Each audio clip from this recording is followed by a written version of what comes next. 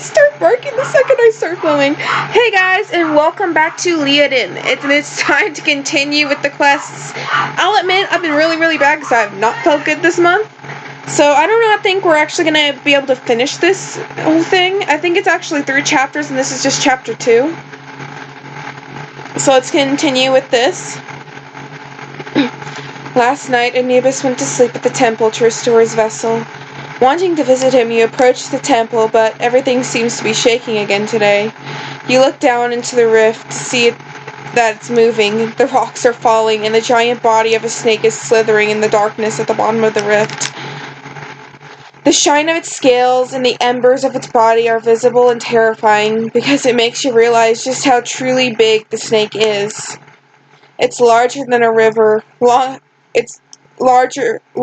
than the sky. This creature is absolutely monumental. The lava flowing around the rift doesn't harm it. It seems like it's only warming it up. Your throat clenches in fear as you look into the distance where the rift is opening yet again. Man, I can't speak today.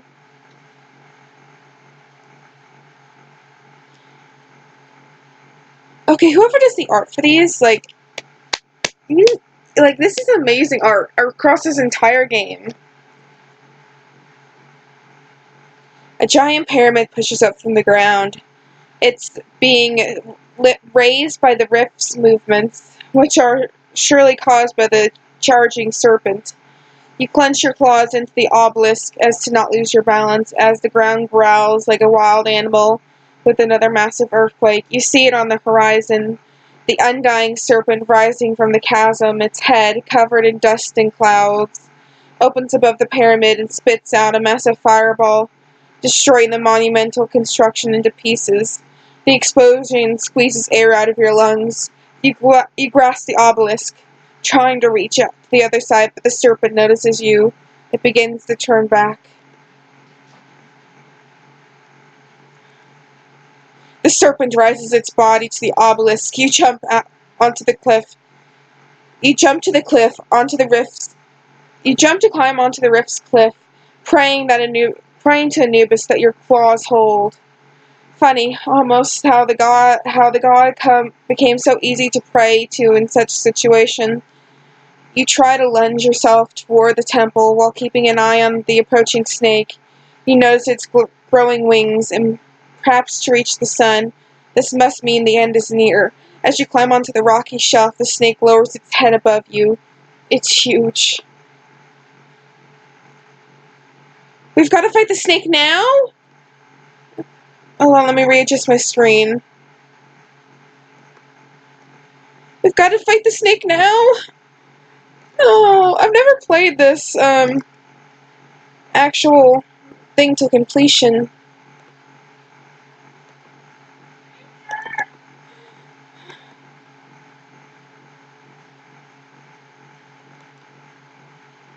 Return to story. Look at all the blood around the entrance. Like, the details of this game are amazing. Barely alive, you begin to crawl. The serpent is laughing. You hear a deep voice, causing the chasm to tremble even more. Pathetic. Pathetic. I'm trying to find a good voice for the snake, but you guys can actually hear. Pathetic. You must not be the lion I seek. It speaks, moving towards you, smashing rocks with its giant body. You manage to crawl between the fallen rocks into the temple's floor, where the entrance seems to be partially collapsed. You get up and feel that your ribs are broken, making you wheeze with every breath. Every step is painful. You limp with a smashed wrist towards the altar, leaving a trail of blood behind you. Where are you, Anubis? The serpent is here.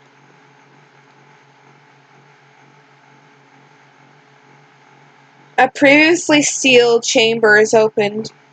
Wait, I should make my screen bigger so I can actually see this. Not 300%. I'm having a bad day, guys.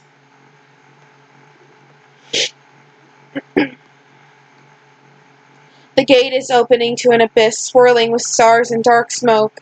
It causes you to remember that Anubis mentioned the Duat world before, the world of the dead. Perhaps he visited the underworld for guidance. Just as you arrive, he steps out of the portal, covered by a smoky veil and sparkling with light that reminds you of stars. He approaches you, clearly worried. You must be in pain. You must think you won't make it, but I assure you, your time has not come yet. Using your energy, I can devoid the serpent of its soul for a long, long while. He smiles for the first time since you've met. It's a minor relief from the pain of everything else that hurts so much. You feel you just want to lie down.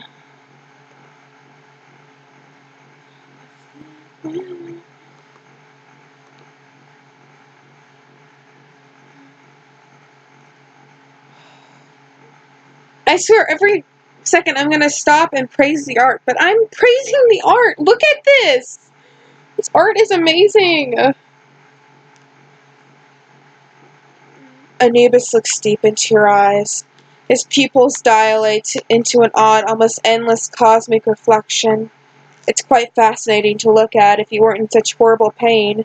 You could stare into this miniature cosmos for hours. You shall become one with me. Our bodies will unite into the being that was foretold to defeat the serpent. This is how vessels are made.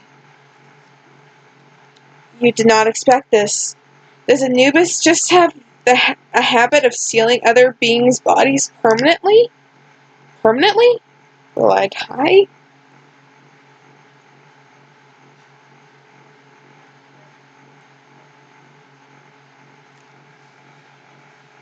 Even if you do, I decide who can come back. If anyone deserves to be back as a hero, it's you. You decide everything, actually. This is your last chance to choose your fate. If it could be me, or it could be Bast, or it could be Seth, or it could even be Seth, my father. You can go back in time as many times as you wish, but you cannot prolong the end. The end must happen, in whichever path it is you choose. If you leave me now, my reality will warp. I will go back to my slumber, but I will make sure you're not wandering around in the But I will make sure you're not wandering around in the afterlife of whichever timeline first. I owe you that. He backs off and nods his head towards Shai's altar. Indeed, this is your very last chance to go back in time, to do it all over. Do you want to? Let me light the incense and go back in time. I think we can do this. I love Anubis. I love this guy.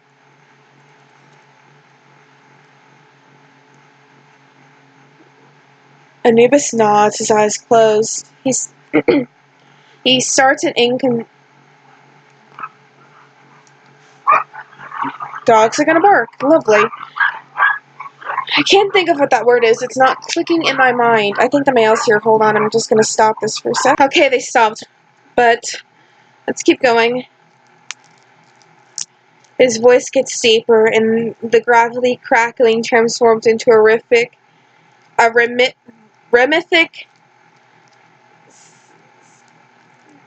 I can't read today, guys.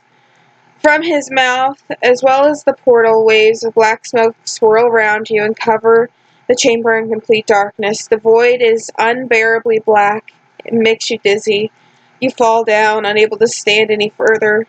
Your broken legs just hurt too much. Every breath hurts too much.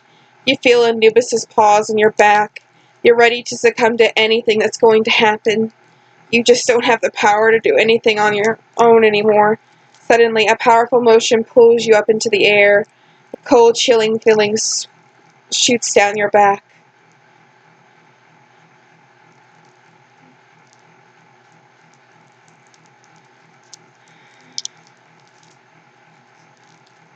I clicked. My computer isn't wanting to work today.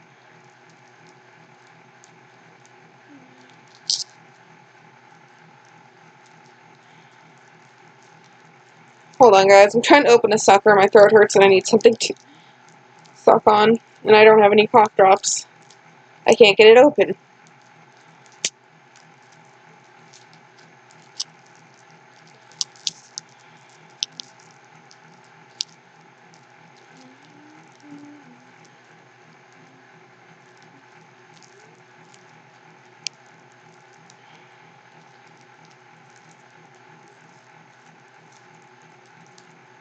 There. I got it open, mostly. As your thoughts and your thoughts, your consciousness, and everything that's yours twists into a cathartic swirl. As you start to experience the feeling that you cannot control your body anymore, you feel unreal, like you're both in your body and outside of it at the same time. Like you're you, yourself, but you're also Anubis. You remember everything he remembers. You are him, and he is you. You now understand his doubts and loneliness. You feel his emotions, and you embrace his memories. You understand everything. You understand how amazing it is to be a powerful lion, to run through the savannah and to be surrounded by cubs. When you smile, it's unclear if Anubis is smiling at you or if you just wanted to smile. You can't get up, though. It feels like you're in a very tight space. You crawl out of the temple as if it was a small burrow for your new body, using your long, werewolf-like arms and lion's claws to pull yourself out.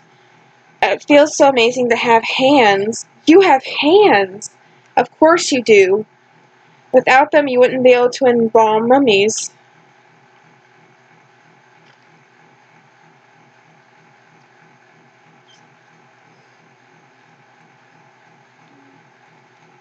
As you crawl out, the rift seems smaller. The serpent is puny now. You're gigantic, actually. Your new hybrid body is covered with the smoke, breath of death, and cosmic energy. You're pretty slender for such a gigantic beast. But you don't need brute power to defeat the serpent. This isn't about violence. I'm ready, you whisper to yourself with a confident smile. I can channel death into his body. What did I do? His soul will take a long time to find a way back. You jump toward the chasm, straight onto the serpent's coils. I can't pronounce... Aporis? Aporis? We'll go with that. Notices you and shrieks enraged. This is not the lion. This can't happen.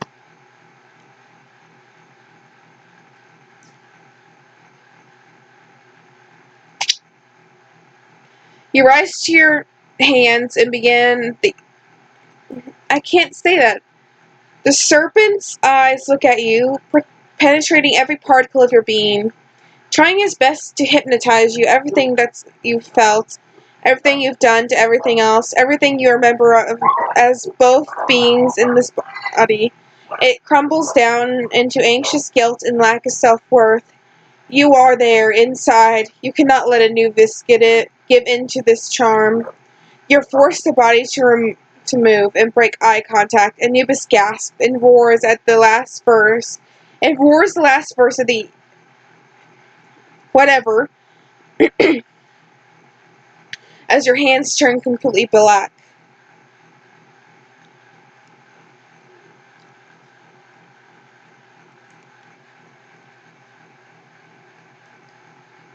You have awoken much too early, Aporis. You tried to cheat fate. I know you'll try to rise again, but we will be here every time because this world is worth saving.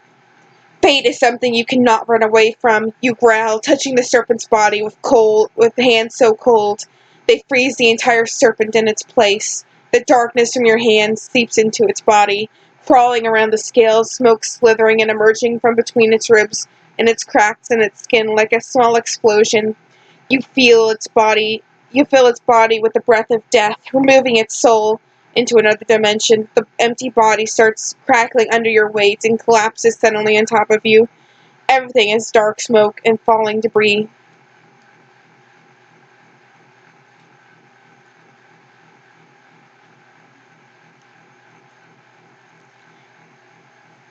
Anubis is so cute! At least this vessel is cute. Then again, I thought his other vessel was cute, so... You open your eyes and feel like you've just woken up from a bad dream. You find yourself in Anubis' temple inside the portal chamber. It's like nothing happened at all. Memories that you shared with Anubis began to fade slowly.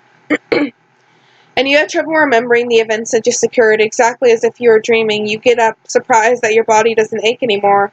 The god's vessel looks normal, as if you were never a gigantic werewolf. You stretch your paws out and touch his eyes. Paws out to touch his eyes. You liked when you were full of. You liked when they were full of stars. No, no, no, no more touching. We're done with this physical merging. A little embarrassed, Anubis sneezes and hurries a step back, and hurriedly steps back.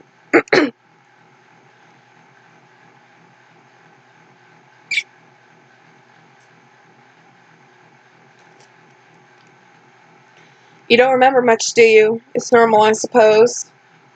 We merged our bodies into a hybrid vessel, which was capable of using our energies combined like cold fusion. The energy output was 12 times more than what we could have achieved while separated. I used everything I had to push his soul out far enough that the dimension string so the dimension string it traveled through broke from the impact. I hope it'll take centuries before he can gather his energy together again. He explains to you, you don't really feel much more educated.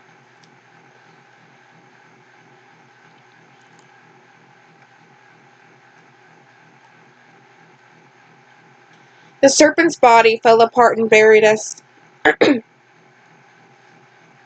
You died for a little while. I traveled back into Dot and found you. Just as I promised, I restored your body with Osiris. And here you are, revived and healthy. Maybe not the same right down to the atom, but inside you're all you. I'm very grateful you trusted me, even though I'm not impressive to show. He sighs and looks away. He seems to be struggling to say something. I don't want to go yet. I don't want to disappear again for centuries. I don't want to be forgotten already. Your companionship is nice. Do you think we could train some more?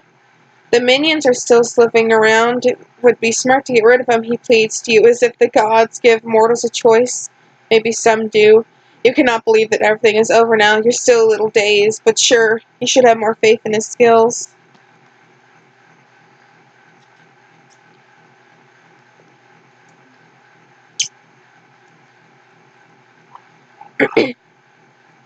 Anubis almost smiles again. Almost. He wags his tail, though that's just as good. Listen, I promised you that I would make it up to you. Let me bless you. Thank you, Bloodstar. He sits up and places his paws on your forehead. You feel goosebumps traveling along your body, along with a pulsing chill. You feel stronger. You get showered with beetles. He starts digging. Starts. He playfully starts digging them in to cover you a little more. He's not just a bummer to be around after all. I love this guy. We got the favor of Anubis, yes! And look at all that. Okay, this is just amazing. I need to go do this on my main account now. And actually, guys, before we go and do that, I want to show you guys something on my main account. Real quick. Before we go, because we're almost out of time. So,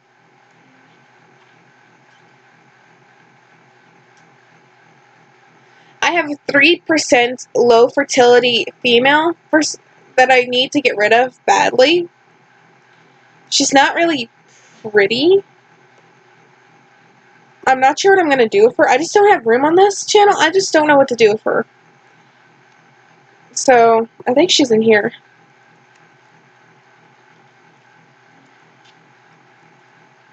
Yeah, here she is.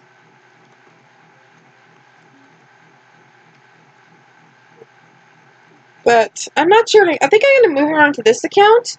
My other account, just so I have the room for her. I'm just going to go ahead and do that. Just cancel the trade. And I can do everything with her from this account.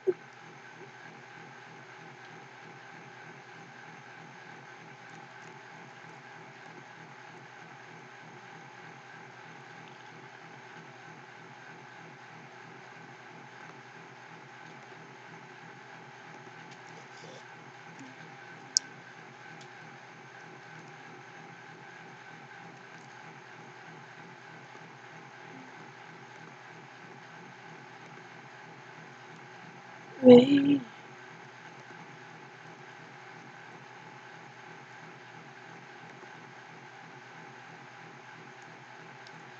But guys, I know it'll be a while for this episode's up, but if any of you who play lioden are interested in her, just let me know, because I really can't keep her on either of my accounts. But she should be good for, where is she?